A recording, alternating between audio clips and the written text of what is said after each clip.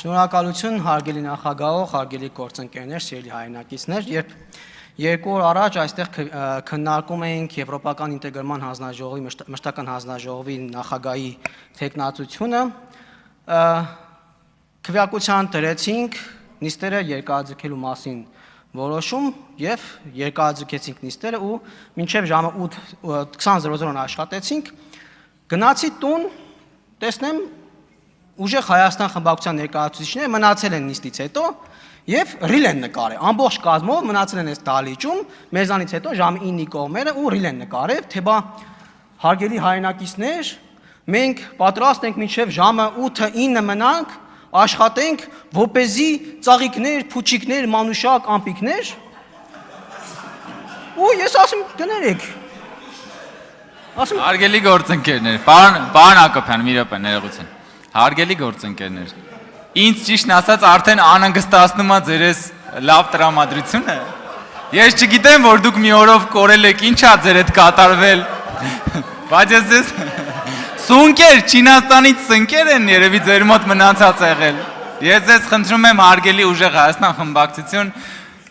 առաջարկում եմ ծիծաղեցիք, հիմա լրջանանք եւ լսենք գործընկերոջը, որովհետեւ հաջորդիվ ձեր գործընկերին ա ելույթ ունենալու, որ իրան էլ Եվ նույնիսկ իրենց լրություն են fake ավտոբուսային տենց վիդեոներ ունեն, չէ՞, ուժեղ Հայաստանը գալու է ու տենց արհեստական ինչ-որ բան։ Ու այդ նույն ռիլն է, այդ նույն տենց տպավորություններն ա իմ մոտ, բայց հետ եմ գալիս հիշողությանս մեջ ու հիշում եմ, որ այդ քվեարկությանը իրենք մասնակցել են, մենք կողմ ենք քվեարկել, իրենք ձեռնպա են քվեարկել։ Եթե մենք կողմ չքվեարկենք, մինչև ժամը 8-ը չենք մնա հարգելի քաղաքացիներ, սիրելի ժողովուրդ, եւ չենք աշխատի հանուն ձեզ համար։ Պարոն Կարապետյանը գնաց, պարոն Կարապետյան, սիրելի գործընկերներ, ձեր ամեն ինչն է այդպես fake։ Ռիլների մակարդակով մի րոպեանոց իրականություն եք ստեղծում, գցում եք Facebook ու գիտեք թե դա է իրականությունը, Հայաստանում այդ իրականությունն է։ Ուզում եմ ձեզ հիշեցնել, որ ձեր անգամ համակիրներն են մեծ մասը fake։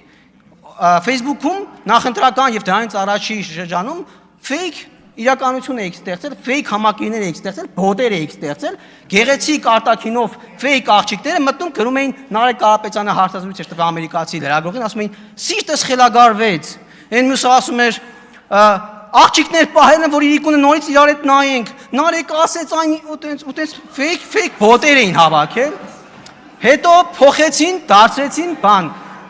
Տատիկ պապիկների նկարներով անգլերեն կոմենտներ էին անում ու վերջում տեսանք, որ այդ համարակալած նույն կոմենտներն էին գրում, հետո ջնջեցին համարակալումները, հանեցին, նորից նույն կոմենտները դրեցին, այնքան արեցին, մետան բլոկեց Նարեկ Կարապետյանի էջը։ Հետո իրանք ասեցին, որ վայ, Նիկոլն էր սարքի, դες մի բան, որ իրանք կապ չունեին, որ բոտերը չէին մեղավոր։ Մի խոսքով, այ ձեր ամեն ինչը այդպես կեղծ է։ Բայց այս պատմածիս իմաստը ո՞րն է, հարգելի գործընկերներ, որ այդ որ ստեղծել եք, գնացել եք ու մտածեք, այս մի ամիսը այստեղ աշխատում ենք, դրանից առաջ մի ամիս քարոզարշավ ա եղեք 40 օր, դրանից առաջ ես իմ քանի ամիս է իրենք ունեին էլի ժամանակ, որպեսզի ինչ-որ բաներ մտածեին, չեն կարողացել եւ պատերազմի երագլուխ կուսակցության հայելային տարբերակը գտել են երապատրազմ թե ինչ, տես գնացել է խորհրդականներով մի քանի ամիս տանջվել են ու տենց ինչ-որ պիտակ են գտել մեզ կպցնելու, փորձում են մեզ պիտակավորել։ Հարգելի գործընկերներ, այդ պիտակները օդից չեն կպնում, եթե դրանք իրական չեն լինում, երբեք չեն կպնում։ Պատերազմի երագլուխ կուսակցությունը պիտակ չի, մենք ձեզ չենք պիտակավորում, դա իրականություն է, մարդիկ գիտեն այդ իրականության մասին։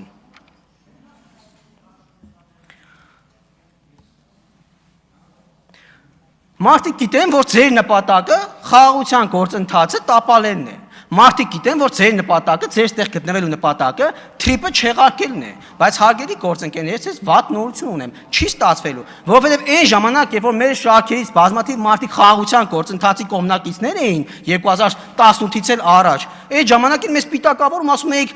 պատվողականները, մասոնականները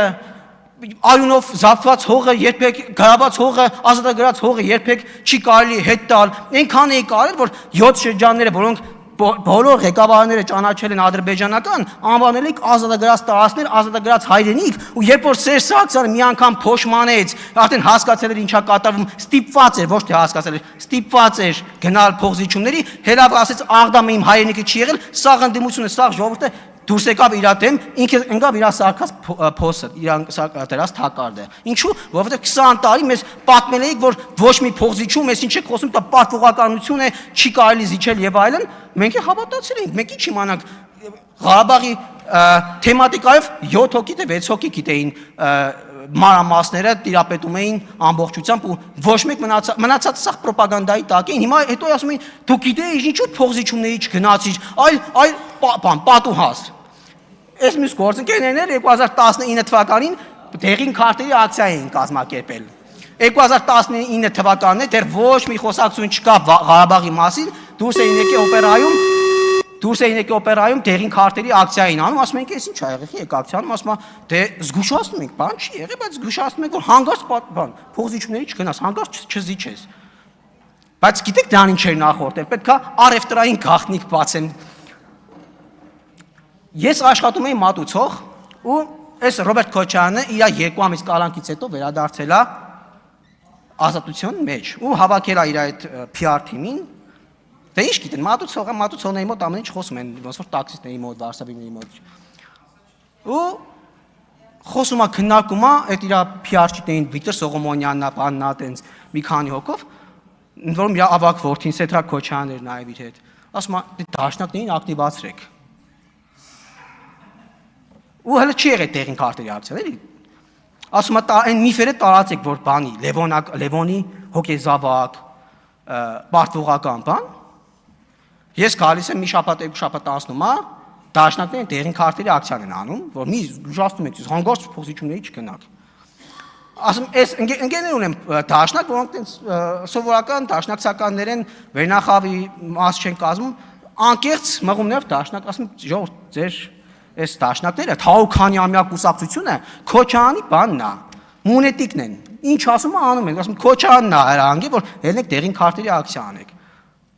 Ասում եմ, ձև չկա, ինչ ես խոսում, բան, մենք մեր ինչ գերագույն խորհուրդը, որոշումները, ես իմ ինչը։ Հիմա արդեն ակնհայտ բացայան են խաղում, թե 2020 թվականից հետո թակում ոչ մի բան չի մնացել, բոլորը բացահայտվել են, իրենց բոլոր երեսները բացահայտվել են, այդ ռուսական պրո-արմենտյաններ կային, արմենտյաններ, սաղ ջրի երես է դուրս եկել, ուզում ասել, պարոն Կարապետյան, չի ստացվելու, դուք ոտքից գլուխ ֆեյք եք, ներողություն, բայց դա տենց է, եւ մարդիկ դա տեսնում են, զգում են, մարդիկ չի են մեզ ընտրում, պարոն Կարապետյան, որովհետեւ մարդիկ տեսնում են, որ մենք, մեր սխալներն են իրական, մեր դասեր քաղելն էլ է իրական, մեր պարտություններն են իրական, մեր հաղթանակներն են իրական, մեր երջանկությունն էլ է իրական, մեր ողբերգությունն էլ է իրական, մեր էմոցիաներն են իրական, դուք կեղծում եք ու շատ վատ եք կեղծում։ Շնորհակալ եմ։ Շնորհակալություն։